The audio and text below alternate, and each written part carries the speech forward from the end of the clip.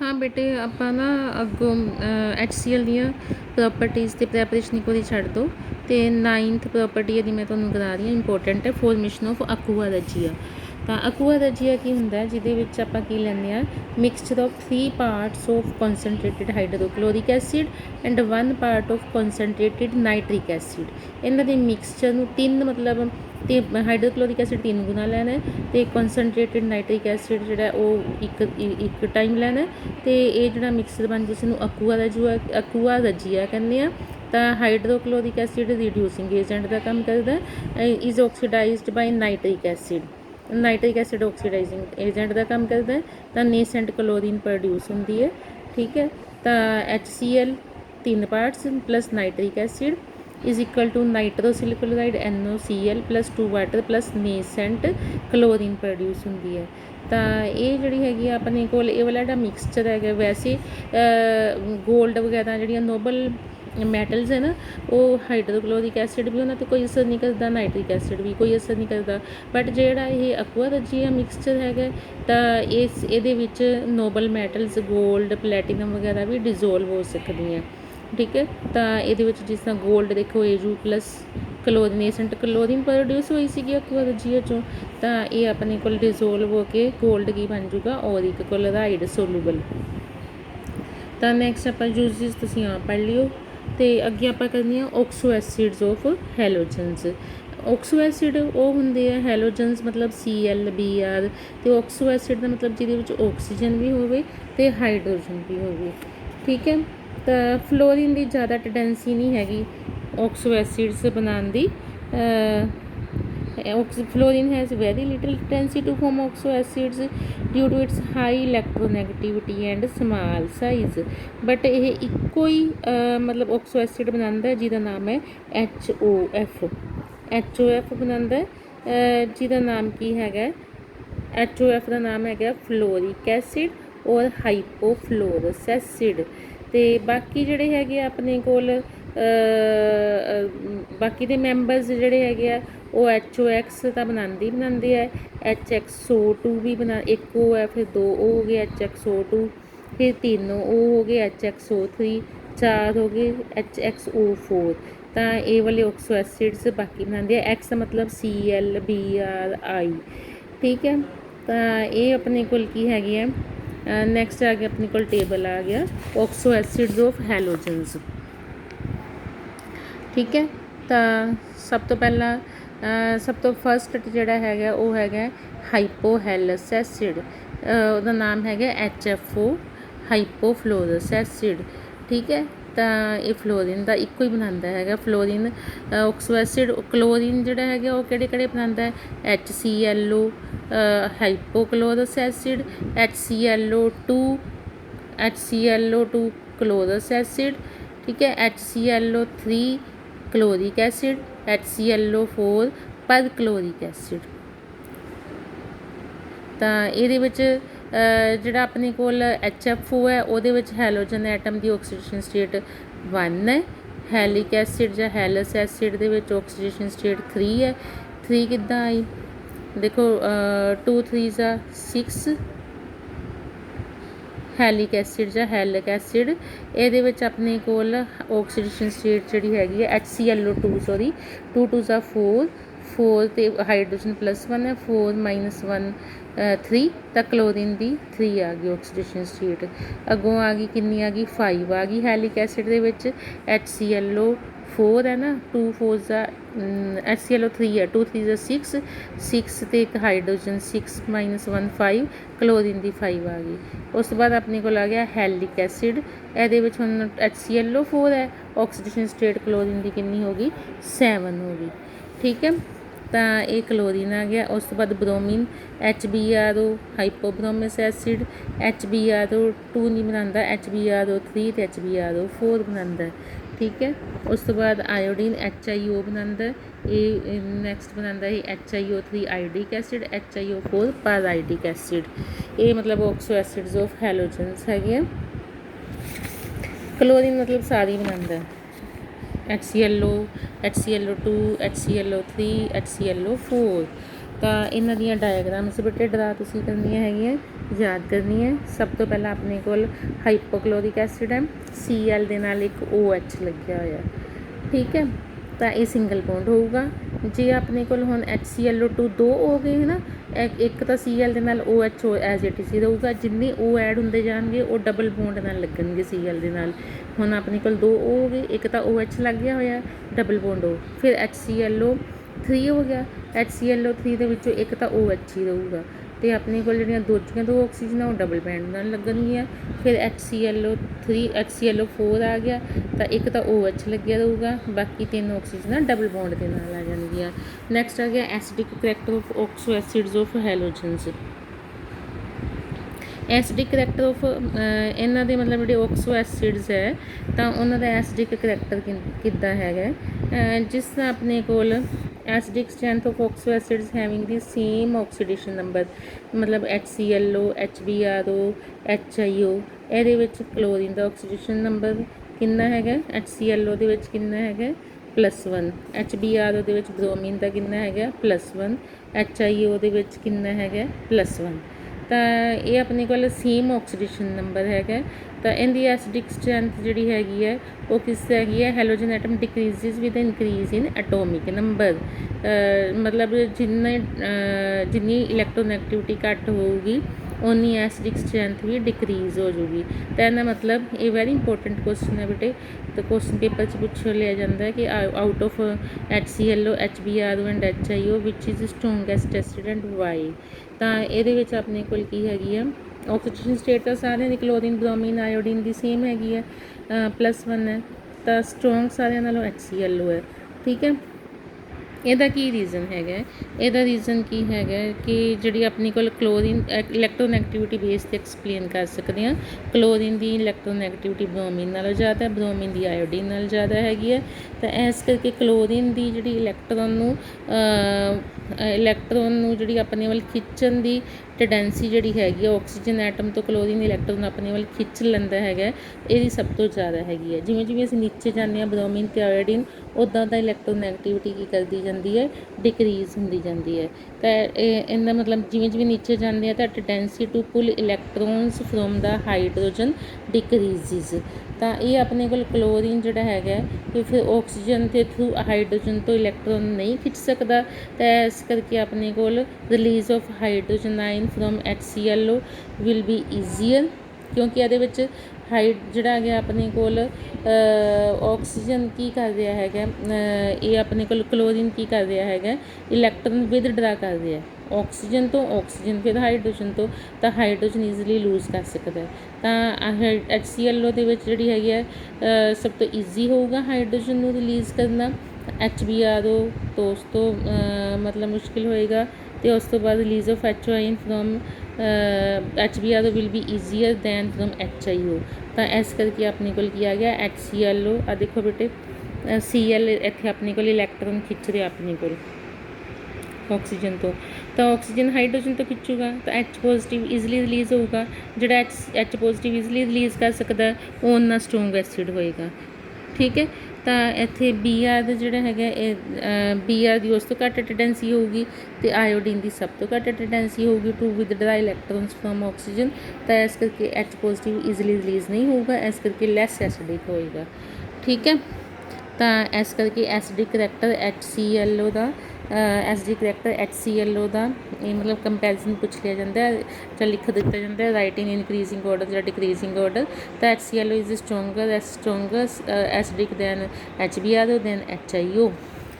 ਇਹ ਤਾਂ ਸੀ same oxidation state ਹੋ ਗਈ। ਹੁਣ ਆਪਣੇ ਕੋਲ ਕੀ ਹੈਗੀ ਹੈ, ਹੁਣ ਹੈਲੋਜਨ ਐਟਮ ਸੇਮ ਹੈ ਬਟ ਆਕਸੀਡੇਸ਼ਨ ਸਟੇਟ ਚੇਂਜ ਹੋ ਰਹੀ ਹੈ with increase in oxidation number of a particular halogen atom. ਤਾਂ ਜਦੋਂ ਆਕਸੀਡੇਸ਼ਨ ਸਟੇਟ ਇਨਕਰੀਜ਼ ਹੋ ਰਹੀ ਹੈ ਹੈਲੋਜਨ ਐਟਮ ਦੀ, ਤਾਂ ਐਸਿਡਿਕ ਸਟਰੈਂਥ ਜਿਹੜੀ ਹੈਗੀ ਹੈ ਉਹ ਆਕਸੀਡੇਸ਼ਨ ਸਟੇਟ ਵਧਣ ਦੇ ਨਾਲ ਕੀ ਹੋਊਗੀ, ਇਨਕਰੀਜ਼ ਹੋਊਗੀ, ਠੀਕ ਹੈ। ਤਾਂ ਇਹ ਵੈਰੀ ਇੰਪੋਰਟੈਂਟ ਤਕਰੀਬਨ ਹਰ ਵਾਰ ਪੇਪਰ ਦੇ ਵਿੱਚ ਆਉਂਦਾ ਕਿ out of HClO, HClO2, HClO3, HClO4 write which is strongest acid, write in decreasing order ਜਾਂ ਰਾਈਟ ਇਨ ਇਨਕਰੀਜ਼ਿੰਗ ਆਰਡਰ।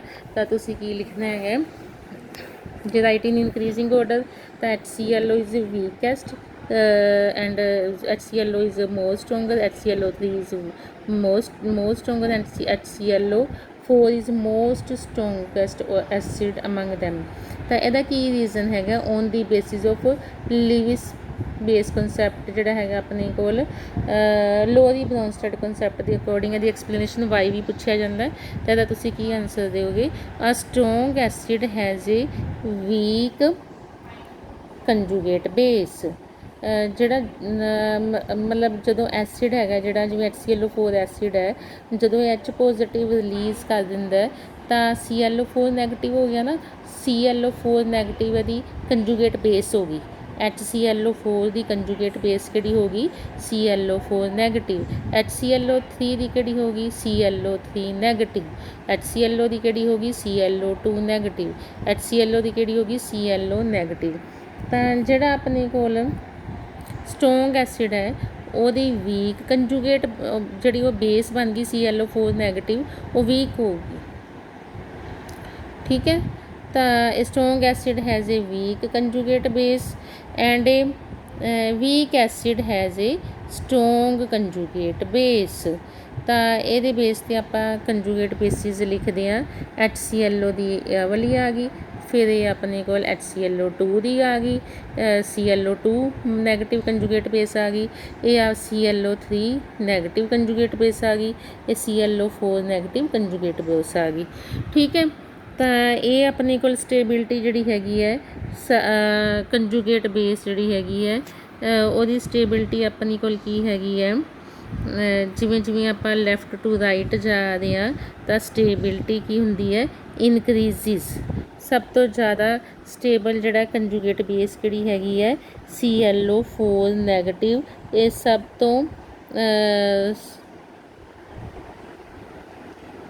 ਤੋਂ stable conjugate base ClO4 negative ਹੈਗੀ ਹੈ।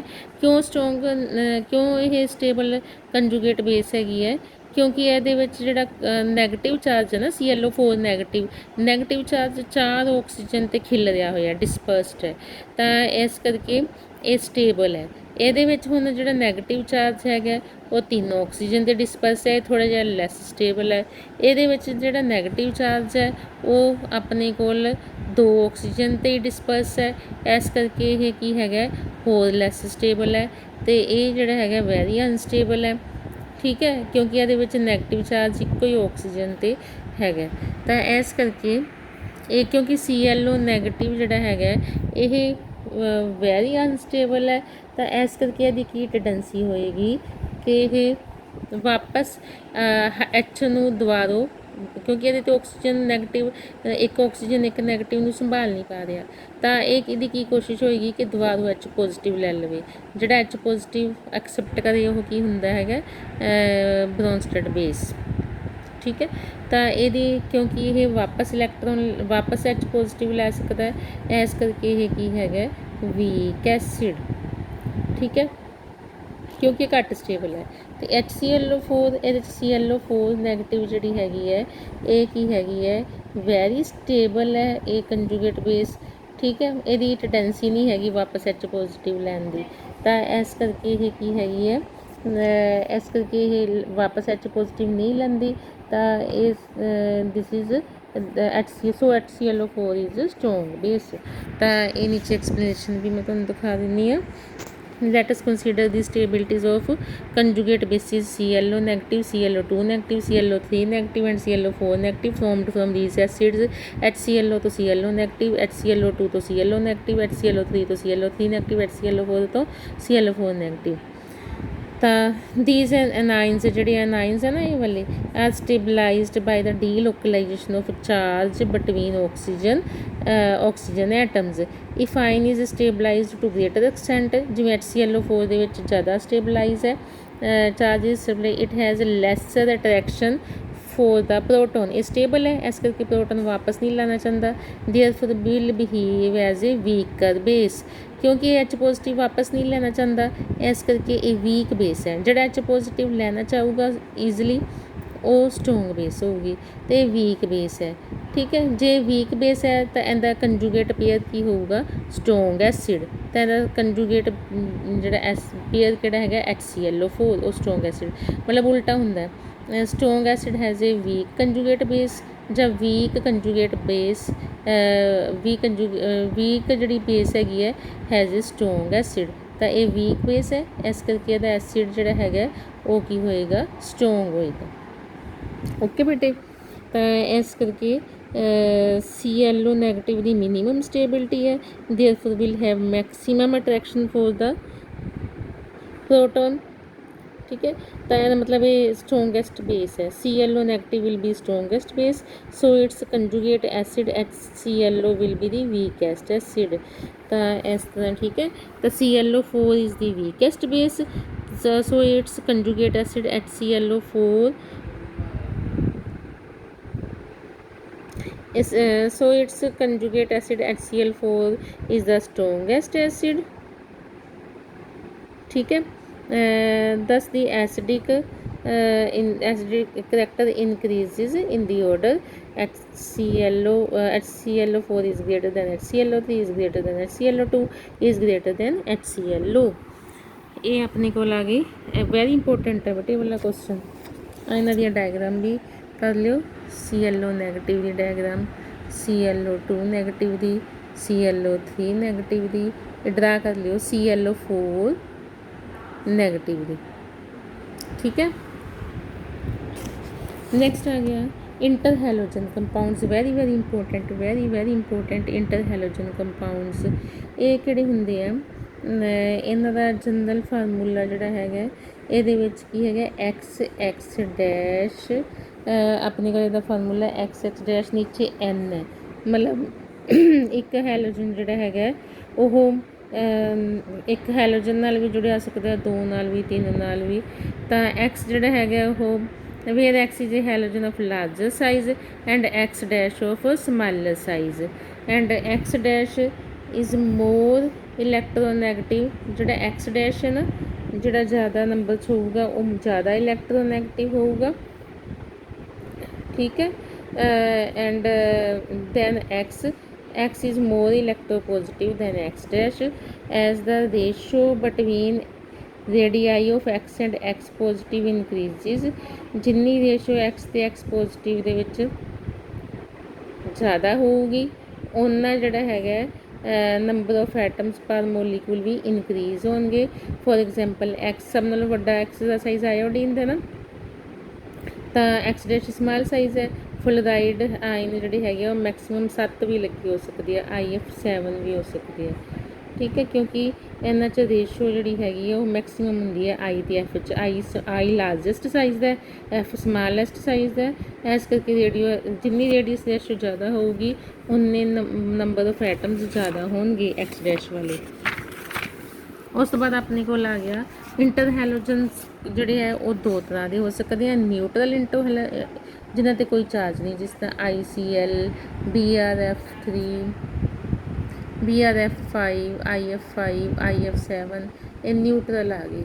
ठीक है, उस तो बाद अपने को आ गए इंटर हैलोजन एनाइंस ते कटाइंस भी हो सकती है जिन्हों पर नैगेटिव चार्ज होंगे XX डैश नैगेटिव चार्ज, नीचे N मतलब 2N 1 2 3 4 ये हो सकता है, जिस तरह I2 plus iodide I3 negative बन गया। ठीक है, तो ये अपने को ICl2 नैगेटिव, ICl4 नैगेटिव, इन्हों पोली हैलोनियम कैटाइंस आर। उस तो बाद अपने को पॉजिटिव चार्ज भी हो सकता है। ओके, तो हुण आपां की करांगे इंटर हैलोजन कंपाउंड्स के आपां नाम की लिखांगे। ਜਿਹੜਾ ज़्यादा इलैक्ट्रोनैगेटिव है ना उन्होंने आप बाद ਵਿੱਚ ਉਹਨੂੰ क्लोराइड फ्लोराइड इदा लिखांगे। जिवें ClF ਦੇ ਵਿੱਚੋਂ F ज़्यादा इलैक्ट्रोनैगेटिव है लिखांगे क्लोरीन फ्लोराइड। BrF3 ਇਹਦੇ ਵਿੱਚੋਂ F ज़्यादा इलैक्ट्रोनैगेटिव है, तो इस करके ਅਸੀਂ ਕੀ ਲਿਖਾਂਗੇ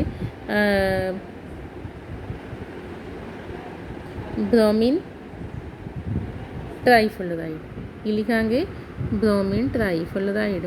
इसे तरह IF7 ਨੂੰ ਕੀ ਲਿਖਾਂਗੇ ਆਪਾਂ आयोडीन हेप्टाफ्लोराइड, क्योंकि फ्लोरीन ज़्यादा इलैक्ट्रोनैगेटिव है। ओके, तो ये अपने को नैक्सट आ गई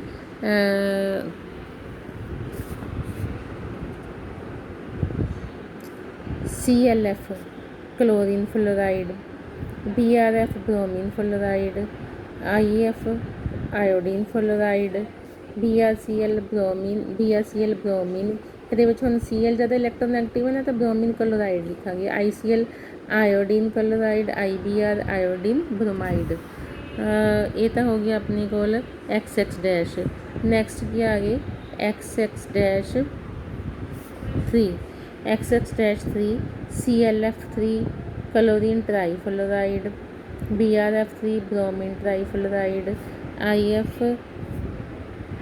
IF3 iodine trifluoride, ICl3 iodine trifluoride। ਇਹ ਚਲੋ ਨਾਮ ਤੁਸੀਂ ਦੇਖ ਲਿਓ, ਠੀਕ ਹੈ। ਉਸ ਤੋਂ ਬਾਅਦ ਆਪਣੇ ਕੋਲ ਆ ਗਈ ਪ੍ਰੈਪਰੇਸ਼ਨ। ਇੰਟਰ ਹੈਲੋਜਨ ਕੰਪਾਊਂਡਸ ਕਿਵੇਂ ਪ੍ਰੀਪੇਅਰ ਕਰਦੇ ਆ, ਆਪਾਂ ਇਹਨਾਂ ਨੂੰ ਡਾਇਰੈਕਟਲੀ ਮਿਲਾ ਦਿੰਦੇ ਆ। ਜਿਵੇਂ ਆਪਾਂ ClF ਬਣਾਉਣਾ ਤਾਂ ਕਲੋਰੀਨ ਅਤੇ ਫਲੋਰੀਨ ਇਕੁਅਲ ਵੋਲੀਅਮਸ ਮਿਕਸ ਕਰਾਂਗੇ 437 ਕੈਲਵਿਨ ਟੈਂਪਰੇਚਰ, ਠੀਕ ਹੈ। ਅਤੇ ਜੇ ਆਪਾਂ ਫਲੋਰੀਨ ਐਕਸੈਸ ਦੇ ਵਿੱਚ ਕਰਤੀ ਤਾਂ ClF3 ਬਣ ਜਾਏਗਾ, ਓਕੇ। ਜਾਂ ClF ਜਿਹੜਾ ਬਣ ਗਿਆ ਉਹਦੇ 'ਚ ਫਲੋਰੀਨ ਐਡ ਕਰਤੀ ਤਾਂ ਵੀ ClF3 ਬਣ ਜਾਏਗਾ। ਜਾਂ ਆਪਾਂ ClF3 ਬਣ ਗਿਆ ਉਹਦੇ ਵਿੱਚ ਫਲੋਰੀਨ ਐਡ ਕਰਤੀ ਇਨ ਦੀ ਪ੍ਰੈਜ਼ੈਂਸ ਆਫ ਲਾਈਟ ਤਾਂ ਆਪਣੇ ਕੋਲ ClF5 ਬਣ ਗਿਆ। ਇਹ ਆ ਗਈ ਪ੍ਰੈਪਰੇਸ਼ਨ। ਉਸ ਤੋਂ ਬਾਅਦ ਆਪਣੇ ਕੋਲ ਆ ਗਿਆ ਆਇਓਡੀਨ ਪਲਸ ਕਲੋਰੀਨ, ਆਪਣੇ ਕੋਲ ਕੀ ਬਣ ਗਿਆ ICl, ਜਿੱਦਾਂ ਆਪਾਂ ਕਲੋਰੀਨ ਐਡ ਕਰਤੀ ICl3, ਠੀਕ ਹੈ। ਤਾਂ ਇਹ ਤੁਸੀਂ ਬੇਟੇ ਕਰ ਲਓਗੇ, ਪ੍ਰੈਪਰੇਸ਼ਨਸ ਕਰ ਲਿਓ। ਮਤਲਬ ਜਿਹੜੇ ਲੋਅਰ ਇੰਟਰ ਹੈਲੋਜਨਸ ਕੰਬਾਈਨ ਕਰ ਜਾਂਦੇ ਆ ਨੈਕਸਟ ਫਿਰ ਤਾਂ ਹਾਇਰ ਇੰਟਰ ਹੈਲੋਜਨਸ ਬਣ ਜਾਂਦੇ ਆ। ਉਸ ਤੋਂ ਬਾਅਦ ਆਪਣੇ ਪ੍ਰੈਪਰੇਸ਼ਨ ਕਰ ਲਿਓ, ਕਈ ਵਾਰੀ ਪੇਪਰ ਦੇ ਵਿੱਚ ਆ ਜਾਂਦੀ ਹੈ। ਤਾਂ ਉਸ ਤੋਂ ਬਾਅਦ ਆਪਣੇ ਕੋਲ ਜਿਹੜੇ ਹੈਗੇ ਇੰਟਰ ਹੈਲੋਜਨ ਕੰਪਾਊਂਡਸ ਕਿੱਦਾਂ ਦੇ ਹੁੰਦੇ ਆ। Inter halogen compounds polar nature ਦੇ ਹੁੰਦੇ ਆ, ਐਸੈਂਸ਼ਲੀ ਕੋਵਲੈਂਟ ਹੁੰਦੇ ਆ, ਡਾਇਆਮੈਗਨੈਟਿਕ ਹੁੰਦੇ ਆ, ਦੇ ਹੈਵ ਸਮ ਪੋਲੈਰਿਟੀ, ਕਿਉਂਕਿ ਇੱਕ ਘੱਟ ਇਲੈਕਟ੍ਰੋਨੈਗੇਟਿਵਿਟੀ ਜਿਵੇਂ ICl ਹੈ ਤਾਂ ਆਇਓਡੀਨ ਘੱਟ ਇਲੈਕਟ੍ਰੋਨੈਗੇਟਿਵ ਹੈ, Cl ਜ਼ਿਆਦਾ ਤਾਂ ਜਿਹੜਾ ਇਲੈਕਟ੍ਰੋਨ ਪੇਅਰ ਥੋੜ੍ਹਾ ਸਮਬਟ ਕਲੋਰੀਨ ਵੱਲ ਹੋ ਜਾਊਗਾ ਨਾ, ਇਸ ਕਰਕੇ ਇਲੈਕਟ੍ਰੋਨੈਗੇਟਿਵ ਦਾ ਡਿਫਰੈਂਸ ਹੋਣ ਕਰਕੇ ਪੋਲਰ ਹੁੰਦੇ ਆ ਇਹ। ਨੈਕਸਟ ਆ ਗਿਆ ਫਿਜ਼ੀਕਲ ਸਟੇਟ। ਇਹ ਜ਼ਿਆਦਾਤਰ ਗੈਸਿਸ ਵੀ ਹੋ ਸਕਦੀਆਂ, ਲਿਕੁਇਡਸ ਵੀ ਹੋ ਸਕਦੀਆਂ, ਸੋਲਿਡਸ ਵੀ ਹੋ ਸਕਦੇ ਆ। ਤਾਂ ਇਹ ਵੋਲੇਟਾਈਲ ਸੋਲਿਡਸ ਜਾਂ ਲਿਕੁਇਡਸ ਹੁੰਦੇ ਆ ਐਕਸੈਪਟ ClF ਕੀ ਹੁੰਦਾ, ਗੈਸ ਹੁੰਦਾ। ਤਾਂ ਇਹਨਾਂ ਦੀਆਂ ਪ੍ਰੋਪਰਟੀਜ਼ ਜਿਹੜੀਆਂ ਹੈਗੀਆਂ ਹੈਲੋਜਨਸ ਜਿਨ੍ਹਾਂ ਤੋਂ ਬਣਦੇ ਆ ਉਹਨਾਂ ਦੇ ਵਿਚਕਾਰ ਹੀ ਹੁੰਦੀ ਹੈ, ਠੀਕ ਹੈ। ਰਿਐਕਟਿਵਿਟੀ ਵੈਰੀ ਇੰਪੋਰਟੈਂਟ ਹੈ ਕਿ ਇੰਟਰ ਹੈਲੋਜਨ ਕੰਪਾਊਂਡਸ ਜਿਹੜੇ ਹੈਗੇ ਆ ਉਹ ਕੀ ਹੁੰਦੇ ਆ, ਵੈਰੀ ਰਿਐਕਟਿਵ ਹੁੰਦੇ ਆ, ਮੋਰ ਰਿਐਕਟਿਵ ਦੈਨ ਕੰਪੋਨੈਂਟ ਹੈਲੋਜਨ। ਮਤਲਬ ਜਿਹੜੇ ਇਹਨਾਂ ਨੂੰ ਬਣਾਉਣ ਵਾਲੇ ਜਿਵੇਂ ਨਾ ICl, ਇਹ ਕਾਹਦੇ ਤੋਂ ਬਣਦੇ ਆ, ਆਇਓਡੀਨ ਅਤੇ ਕਲੋਰੀਨ ਨਾਲੋਂ। ਤਾਂ ਇਹ ਜਿਹੜਾ ICl ਹੈ ਇਹ ਆਇਓਡੀਨ ਨਾਲੋਂ ਵੀ ਅਤੇ ਕਲੋਰੀਨ ਨਾਲੋਂ ਵੀ ਜ਼ਿਆਦਾ ਰਿਐਕਟਿਵ ਹੋਊਗਾ। ਤਾਂ ਇਹਦਾ ਕੀ ਰੀਜ਼ਨ ਹੈਗਾ, ਇਹਦਾ ਕੋਈ ਰੀਜ਼ਨ ਪੁੱਛ ਲਿਆ ਲਾਸਟ ਈਅਰ ਪੇਪਰ 'ਚ ਆਇਆ ਸੀਗਾ, why inter halogen are more reactive. ਇਹਦਾ ਰੀਜ਼ਨ ਕੀ ਹੈਗਾ, ਕਿਉਂਕਿ ਜਿਹੜੇ ਦੋ ਐਟਮ ਹੈਗੇ ਆ XX ਡੈਸ਼, ਤਾਂ ਇੱਕ ਕਲੋਰੀਨ ਹੈ ਇੱਕ ਆਇਓਡੀਨ ਹੈ ਸਪੋਜ਼, ਤਾਂ ਉਹ ਕੀ ਹੈਗੇ ਆ, ਉਹਨਾਂ ਦੀ ਇਲੈਕਟ੍ਰੋਨੈਗੇਟਿਵਿਟੀ ਡਿਫਰੈਂਟ ਹੈਗੀ ਹੈ। ਤਾਂ ਇੱਕ 'ਤੇ ਨੈਗੇਟਿਵ ਚਾਰਜ ਆ ਜਾਊਗਾ, ਇੱਕ 'ਤੇ ਪੋਜ਼ੀਟਿਵ ਚਾਰਜ ਆ ਜਾਊਗਾ। ਤਾਂ ਇਸ ਕਰਕੇ ਇਹ ਆਪਣੇ ਕੋਲ ਕੀ ਹੋਊਗਾ, ਪੋਲਰ ਹੋਊਗਾ, ਤਾਂ ਇਸ ਕਰਕੇ ਇਹ ਰਿਐਕਟਿਵ ਹੋਊਗਾ। ਤਾਂ ਦੇਖੋ ਆਪਣੇ ਕੋਲ ਨਾਲ ਇੱਕ ਹੋਰ ਕੀ ਰੀਜ਼ਨ ਹੈ, this is due to the fact that overlapping of orbitals of two dissimilar. ਦੇਖੋ ਇੱਕ ਕਲੋਰੀਨ ਦੇ ਓਰਬਿਟਲਸ ਅਤੇ ਆਇਓਡੀਨ ਦੇ ਓਰਬਿਟਲਸ ਆਪਸ ਵਿੱਚ ਓਵਰਲੈਪਿੰਗ ਕਰਕੇ ICl ਬਣਾ ਰਹੇ ਆ, ਠੀਕ ਹੈ, ਆਇਓਡੀਨ ਅਤੇ ਕਲੋਰੀਨ ਦੇ। ਤਾਂ ਇਹ ਜਿਹੜੀ ਮਤਲਬ ਓਵਰਲੈਪਿੰਗ ਹੈਗੀ ਹੈ ਉਹ ਪ੍ਰੋਪਰ ਨਹੀਂ ਹੋਊਗੀ, ਤਾਂ ਇਹਨਾਂ ਨੂੰ ਤੋੜਨਾ ਈਜ਼ੀ ਹੋਊਗਾ, ਇਸ ਕਰਕੇ ਇਹ ਜ਼ਿਆਦਾ ਰਿਐਕਟਿਵ ਹੋਣਗੇ। ਤਾਂ overlapping of orbitals of two dissimilar atoms is less effective than the overlapping of orbitals of similar atom. ਜਿਵੇਂ ਦੋ ਸਿਮਿਲਰ ਐਟਮ ਆਪਸ 'ਚ ਓਵਰਲੈਪਿੰਗ ਕਰਨਾ ਉਹ ਜ਼ਿਆਦਾ ਸਟੇਬਲ ਕੰਪਾਊਂਡ ਬਣਦਾ ਬਜਾਏ ਇਸ ਦੇ ਕਿ ਦੋ ਡਿਸਿਮਿਲਰ ਕਰਨਾ। ਤਾਂ ਇਸ ਤਰ੍ਹਾਂ ਆਪਣੇ ਕੋਲ ਆ ਗਿਆ, so these are very reactive. Next ਆ ਗਿਆ ਆਪਣੇ ਕੋਲ ਜ਼ਿਆਦਾਤਰ ਇੰਟਰ ਹੈਲੋਜਨਸ ਜਿਹੜੇ ਹੈਗੇ ਆ ਜਿਨ੍ਹਾਂ ਵਿੱਚ ਫਲੋਰੀਨ ਹੁੰਦੀ ਆ ਉਹ ਪਾਵਰਫੁਲ ਫਲੋਰੀਨੇਟਿੰਗ ਏਜੰਟ ਦਾ ਕੰਮ ਕਰਦੇ ਆ। ਮਤਲਬ ਜਿਹਨੂੰ ਵੀ ਆਪਾਂ ਜਿਹਦੇ ਨਾਲ ਵੀ ਫਲੋਰੀਨ ਕੰਬਾਈਨ ਕਰਨੀ ਹੈ ਤਾਂ ਆਪਾਂ ਇੰਟਰ ਹੈਲੋਜਨ ਨਾਲ ਕੰਬਾਈਨ ਕਰਾਵਾਂਗੇ, ਜਿਵੇਂ tungsten plus ClF, WF6 plus chlorine, selenium plus ClF, SeF4 plus chlorine. ਇਹ ਰਿਐਕਸ਼ਨਸ ਬੜੇ 4 ਜਿਹੜੀਆਂ ਰਿਐਕਸ਼ਨਸ ਹੈ ਇਹ ਲਿਖ ਕੇ ਵੇਖ ਲਿਓ, ਯਾਦ ਕਰ ਲਿਓ। ਤਾਂ ਨੈਕਸਟ ਆ ਗਿਆ ਆਪਣੇ ਕੋਲ ਹਾਈਡਰੋਲਿਸਿਸ, ਮਤਲਬ ਵਾਟਰ ਨਾਲ ਰਿਐਕਸ਼ਨ। ਤਾਂ ਇਹ ਆਪਣੇ ਕੋਲ ਹਾਈਡਰੋਲਿਸਿਸ ਕਰਨ 'ਤੇ ਕੀ ਦੇਣਗੇ, ਇੱਕ ਤਾਂ ਹੈਲਾਈਡਾਈਨ, ਨੈਕਸਟ ਐਂਡ ਇਜ਼ ਏ ਹਾਈਪੋਹੈਲਾਈਡਾਈਨ। ਤਾਂ XX- ਪਲੱਸ ਵਾਟਰ, ਇੱਕ ਤਾਂ ਆਪਣੇ ਕੋਲ ਬਣ ਜੂਗਾ HX ਪਲੱਸ ਨਾਲ ਕੀ ਬਣ ਜੂਗਾ HOX hypohalous. Okay, ICl plus water ਤਾਂ HCl plus HOI hypohalous acid. Next ਆ ਗਿਆ ਆਪਣੇ ਕੋਲ ਆਇਨਾਈਜੇਸ਼ਨ। ਤਾਂ ਇਹ ਲਿਕੁਇਡ ਸਟੇਟ ਜਾਂ ਸੋਲਿਊਸ਼ਨ ਸਟੇਟ ਦੇ ਵਿੱਚ ਕੀ ਹੁੰਦੇ ਆ, ਪਾਰਸ਼ਲੀ ਆਇਓਨਾਈਜ਼ ਹੋ ਜਾਂਦੇ ਆ। ਤਾਂ ਪਾਰਸ਼ਲੀ ਆਇਓਨਾਈਜ਼ ਹੋ ਕੇ ਕੀ ਬਣਦੇ ਹੈਗੇ ਆ, ਜਿਸ ਤਰ੍ਹਾਂ ICl ਹੈ I negative, ICl2 I positive, 2 ICl ਹੈ I positive plus ICl2 negative. ਇਸੇ ਤਰ੍ਹਾਂ ICl3 ਦੇ 2 ਮੋਲੀਕਿਊਲ ਜਿਹੜੇ ਹੈਗੇ ਆ ਉਹ ਕਾਹਦੇ 'ਚ ਡਿਸੋਸੀਏਟ ਹੋ ਜਾਂਦੇ ਆ, ICl2 ਪੋਜ਼ੀਟਿਵ ਅਤੇ ICl4 ਨੈਗੇਟਿਵ। ਇਹ ਇੰਨੇ ਇੰਪੋਰਟੈਂਟ ਨਹੀਂ ਹੈਗੇ, ਕਦੇ ਆਉਂਦੇ ਨਹੀਂ ਪੇਪਰ ਦੇ ਵਿੱਚ, ਬਟ ਇੱਕ ਵਾਰੀ ਨਜ਼ਰ ਮਾਰ ਲਿਓ ਤੁਸੀਂ। ਉਸ ਤੋਂ ਬਾਅਦ ਆਪਣੇ ਕੋਲ ਆ ਗਈ ਰਿਐਕਟੀਵਿਟੀ ਆਫ ਹੈਲੋਜਨ ਐਟਮ, ਜਿਹੜੀ ਮੈਂ ਹੁਣੇ ਤੁਹਾਨੂੰ ਸਮਝਾਈ ਹੈ ਉਹ ਇਹਦੇ ਵਿੱਚ ਦਿੱਤਾ ਹੋਇਆ ਕਿ XX- ਜਿਹੜਾ ਬੌਂਡ ਹੈਗਾ ਉਹ ਇੰਟਰ ਹੈਲੋਜਨ ਕੰਪਾਊਂਡਸ ਵਿੱਚ ਵੀਕਰ ਹੁੰਦਾ ਵਾ, ਕਿਉਂਕਿ ਪੋਲਰ ਹੁੰਦਾ। ਓਵਰਲੈਪਿੰਗ ਜਿਹੜੀ ਹੈਗੀ ਹੈ ਡਿਸਿਮਿਲਰ ਐਟਮ ਹੈ ਨਾ, X ਅਤੇ X- ਦੋ ਅਲੱਗ-ਅਲੱਗ ਐਟਮ ਹੈ, ਇਹਨਾਂ 'ਚ ਉਹ ਇਫੈਕਟਿਵ ਓਵਰਲੈਪਿੰਗ ਨਹੀਂ ਹੁੰਦੀ ਓਰਬਿਟਲਸ ਦੇ ਵਿੱਚ, ਇਸ ਕਰਕੇ ਇਹ ਰਿਐਕਟਿਵ ਜ਼ਿਆਦਾ ਹੁੰਦੇ ਆ। ਉਸ ਤੋਂ ਬਾਅਦ ਆਪਣੇ ਕੋਲ ਆ ਗਿਆ inter halogen compounds act as strong oxidizing agents. Thermal stability ਜਿਹੜੀ ਹੈਗੀ ਹੈ ਉਹ ਡਿਪੈਂਡ ਕਰਦੀ ਹੈ ਕਿ ਦੋਵਾਂ ਹੈਲੋਜਨ ਐਟਮਸ ਦੇ ਵਿੱਚ ਇਲੈਕਟ੍ਰੋਨੈਗੇਟਿਵਿਟੀ ਦਾ ਕਿੰਨਾ ਡਿਫਰੈਂਸ ਹੈਗਾ। ਜਿੰਨਾ ਡਿਫਰੈਂਸ ਇਲੈਕਟ੍ਰੋਨੈਗੇਟਿਵਿਟੀ ਦਾ ਜ਼ਿਆਦਾ ਡਿਫਰੈਂਸ ਹੈਗਾ, ਠੀਕ ਹੈ, ਓਨੀ ਥਰਮਲ ਸਟੇਬਿਲਿਟੀ ਘੱਟ ਹੋਊਗੀ। ਜਿਵੇਂ IF ਦੇ ਵਿੱਚ 1.5 ਹੈ, ਇਹਦੀ ਥਰਮਲ ਸਟੇਬਿਲਿਟੀ ਜਿਹੜੀ ਹੈਗੀ ਹੈ ਉਹ ਕੀ ਹੋਊਗੀ,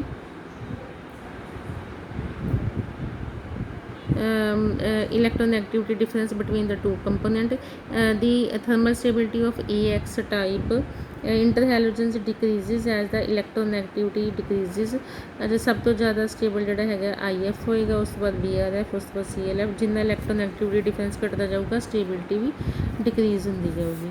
ਉਸ ਤੋਂ ਬਾਅਦ ਵੈਰੀ ਇੰਪੋਰਟੈਂਟ ਚੀਜ਼ ਕੀ ਹੈਗੀ ਹੈ, structure of inter halogen compounds, ਕਿ ਇੰਟਰ ਹੈਲੋਜਨ ਕੰਪਾਊਂਡਸ ਦੀਆਂ ਕੀ ਸਟਰਕਚਰਸ ਹੈ, ਬਹੁਤ ਹੀ ਇੰਪੋਰਟੈਂਟ ਹੈ ਟੌਪਿਕ ਬੇਟੇ। ਇਹ ਇਹਨਾਂ ਸਾਰੀਆਂ ਸਟਰਕਚਰਸ ਤੁਸੀਂ ਇੱਕ ਵਾਰੀ ਨਜ਼ਰ ਮਾਰਿਓ ਬੁੱਕ ਦੇ ਵਿੱਚੋਂ, ਡਰਾ ਵੀ ਕਰ ਲਿਓ, ਇਹ ਮੈਂ ਤੁਹਾਨੂੰ ਸਵੇਰੇ ਸਮਝਾਉਂਗੀ ਹੁਣ, ਠੀਕ ਹੈ। ਤਾਂ ਤੁਸੀਂ ਇੰਨਾ ਜਿੰਨਾ ਮੈਂ ਕਰਾਇਆ ਤੁਸੀਂ ਇੰਨਾ ਕੰਮ ਕਰੋ ਬੈਠ ਕੇ। ਤਾਂ ਬਾਕੀ ਅਗਲਾ inter halogen compounds very important compounds ਹੈ, ਸਟਰਕਚਰਸ ਹੈ, ਇਹ ਮੈਂ ਸਵੇਰੇ ਕਰਾਉਂਗੀ।